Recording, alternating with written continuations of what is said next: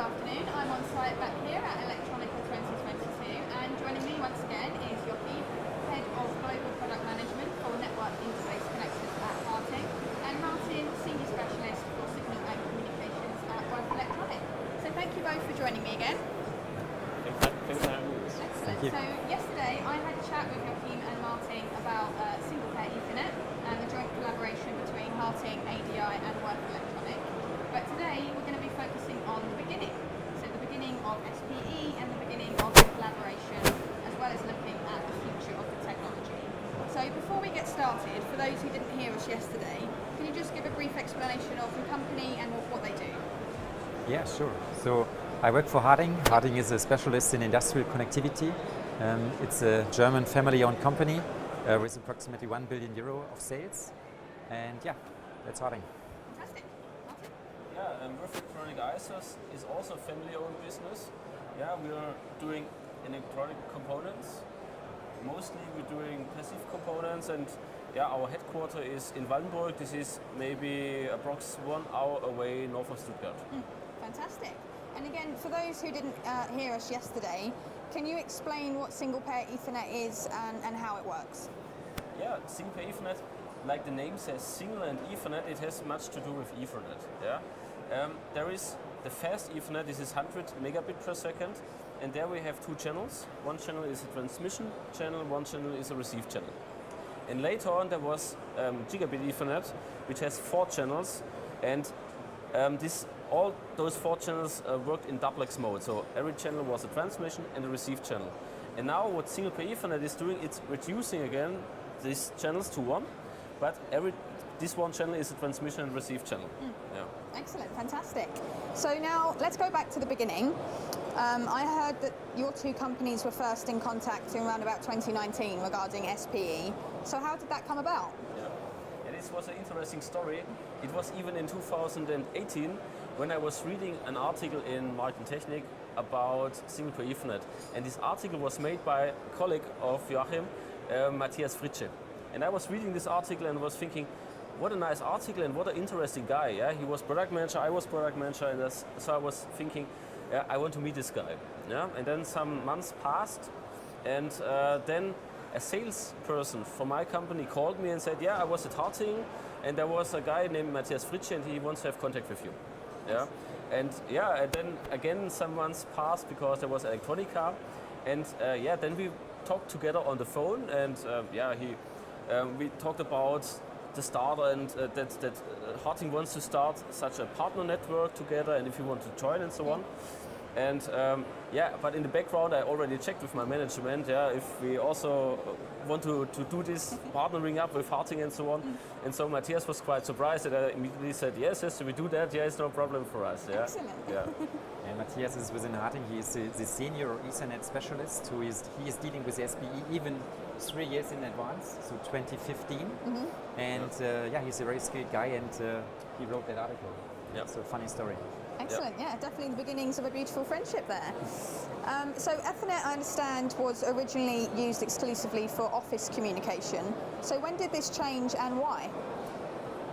I would say it changed somewhere in the 90s, because the industry, they also, inside the machines, they have much more sensors and drives and so on. And the industry would like to make use of the power of Ethernet, means the big bandwidths, the data rates, and I would say nearly unlimited number of network participants. And that was the overall target, to use it. Yeah. And maybe to have one communication from the IT level down to the OT level. This was even so many years ago, this was the target. Yeah. And what you needed to do is you just need to industrial grade the components used, like the connectors, the devices and so on.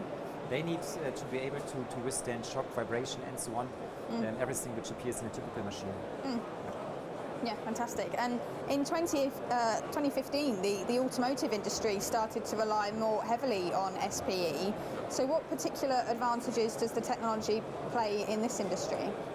Yeah, I would say 2 big advantages.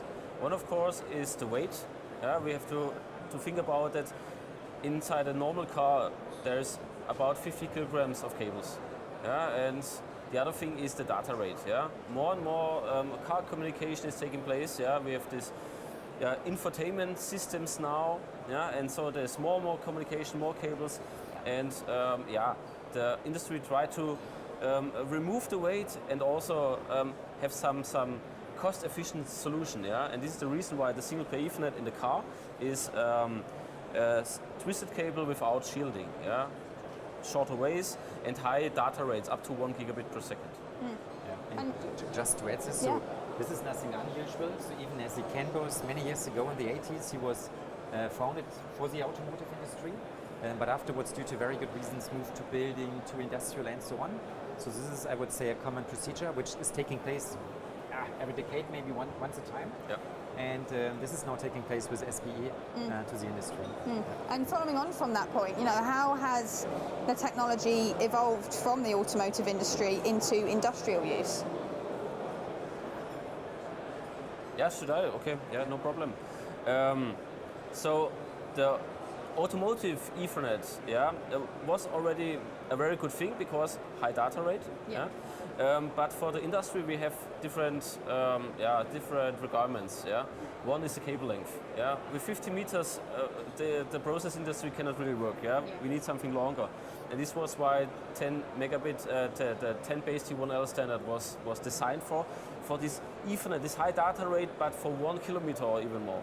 So also with unshielded twisted pair, the industry not always can work. We have, for example, welding machines, where the cable is going by, and therefore we need shielded cables. That EMI is really, that the cables are shielded and nothing happens to the devices. And robustness also of the connectors. So the connectors had to be designed specially for the industrial use. For example, if a machine is moving also. So I understand that Harting and Wurth are jointly promoting single pair Ethernet alongside analog devices and Digi-Key. At what point did all of the companies come together, and what was the reason behind your union? I would say, since we work together on SPE, and all you need to design an SPE device is you need magnetics, you need connectors, but you need a third part, is a chip, a PHY. And this is why we searched for a PHY manufacturer who is also pushing this topic. And we found ADI. They were very highly interested. And so I would say the combination, the match was perfect. Because now we could cover all the technical disciplines you need. And we need even a fourth player, right, in this case. So we need a huge distributor, a well-known distributor like Digi-Key, who has then the power to spread our story and our knowledge into the world. Not to forget about SparkFun, which is working together with Digi-Key, of course, because we have all the components, but they brought it then together to a design that everyone can use then. Can you tell me a little bit more about the SPE Industrial Partner Network? I understand that Harting and Wurth, you were two founding members. So what's the network designed to do? Yeah, also very good question. So we found out that three companies could not push a topic like SPE into the industry. So it really needs more. It needs players from many different fields, from many different countries. And we said, okay, we need to found a German Verein, we call it. And we found 7 founding members and started with 7. That was, I think, 3 years ago. Yes. And now after 3 years, we are almost, what was it? I think 60, almost 60 members. Fantastic. 60 different companies, and we work together. So the main target is to push the SPE topic, and we have technical working groups we work together with. We have marketing working groups to make the technology more transparent to everybody. And that's the way we work. As you see, single Ethernet is very similar to Ethernet, but anyway, it's very new to the companies, to the development departments, and so they need to have some partners that help them to get this technology on running for their devices, for their developments, and this is also so a bit the reason why we have this partner network, to make things easy for the customers, that they have people they can talk to. For example, last we worked on a large list on articles for single pair Ethernet, some database, and so we try to help the customers, and everyone that wants to join can join us. Are you working on any particular activities at the moment to try and push and promote the technology? Yeah, so what we have recently done is we have created a database where design engineers globally who are interested in SPE and would like to know, okay, which components are there, maybe which devices are there, can log in for free and see, I think, more than 350 different SPE parts. So this is, I would say, one example of what we are doing. Yeah. One other example is we are very actively in the IEEE. Yeah. So at the moment, I know that tonight at 2 o'clock, Matthias Fritsche, where we talked before, was active in the IEEE to watch all what is going on there and to discuss. Yeah. And also a colleague of mine, Simon, he also at 2 o'clock woke up in the night to work on the IEEE standard. This is for 100 megabit for a reach of 300 meters. Yeah, so this is very long compared to Ethernet. Yeah. Ethernet has a reach of 100 meters, standard Ethernet. Yeah. So looking to the future then, how do you see the technology evolving? Yeah, I would say in the future, I think single Ethernet can do everything that Ethernet can do now and more. Yeah. Yeah? The only thing I think what is still missing is the reach for the higher data rates. So the standards needs to be defined for 100 meters and the 300 meters range, as well as the standard for 1,000 meter and also maybe 100 meters of data range. Yeah. 100 meters of cable length. And therefore there are different working groups. So yeah, the devices are made, and I think in the future, single Ethernet will enable completely new devices, completely new ways how we have a factory. Yeah. Yeah. So everything will be more connected together. Sensors sending data from the sensor level to the cloud, and we have more intelligent factories in the future. It will be like at home. You install a printer at your network. You just plug it and it plays. Yeah? Yeah. Today, if you add a sensor to a machine, it's very, very complex. You need to do a lot of parameterization.